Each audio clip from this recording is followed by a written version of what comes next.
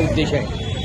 उद्देश असा आहे की महाराष्ट्राचे लाडके मुख्यमंत्री एकनाथजी शिंदे साहेब यांनी जी माझी लाडकी बहीण योजना ही सुरू केल्यानंतर महाराष्ट्रभर जो प्रतिसाद आणि ज्याची पुनरावृत्ती अशी की प्रत्येकीच्या खात्यामध्ये पहिल्या हप्त्याचे 1500 आणि नंतरचे 1500 असे मिळून 3000 रुपये महिलांच्या खात्यामध्ये जमा झाले आणि येणारा जो गणेशोत्सव आहे तो गणेशोत्सव महिलांनी खूप उत्साहाने साजरा केला, आनंदाने साजरा केला।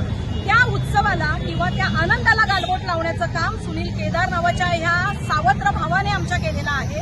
आमचा कसला तो दुष्टच आहे, पण या भावाने ही जी वल्गना केलेली आहे की जर आमचं राज्य आम्ही सत्तेत आलो तर ही योजना आम्ही आधी बंद करू। अजून पोटशूळ त्यांना उठलेला आहे आणि सगळं आलबेल चाललेलं असताना महाराष्ट्रामध्ये वल्गना त्याने केलेली आहे की ही योजना आम्ही बंद पाडू। तर ह्याचा महाराष्ट्रभर राज्यव्यापी आंदोलन आम्ही करू। ग्रामीण भागातल्या महिलांसाठी 1,500 रुपये म्हणजे त्यांची स्वतःचा माहेरचा आहे त्या समजता येईल, कारण त्या आतापर्यंत बघा बऱ्याचशा योजना आल्या गेल्या त्यांच्यापर्यंत त्या पोहोचत नव्हत्या। पण माझे मुख्यमंत्री इतके कर्तव्य दर्शन की त्यांनी त्याची चौकशी पण केली की खरोखर ही योजना प्रत्येक ताईपर्यंत प्रत्येक माझ्या बहिणीपर्यंत पोहोचते का, ती पोहोचली सुद्धा आणि त्याचा जल्लोष त्याचा आनंदोत्सव ठिकठिकाणी महिलांनी साजरा केला।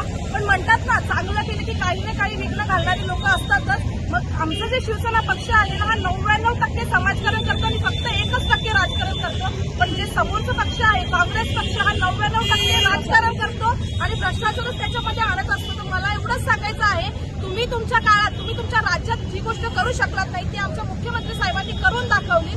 जर ते करून दाखवू शकतात तर ते टिकून ठेवू सुद्धा शकतात। त्यामुळे तुम्ही बोलण्याची किंवा तुम्ही सांगण्याची काही गरज नाहीये आणि जो महिला वर्ग आहे जी महिला आघाडी आहे ती कायम त्यांच्यासोबत होती आहे आणि कायम राहणार।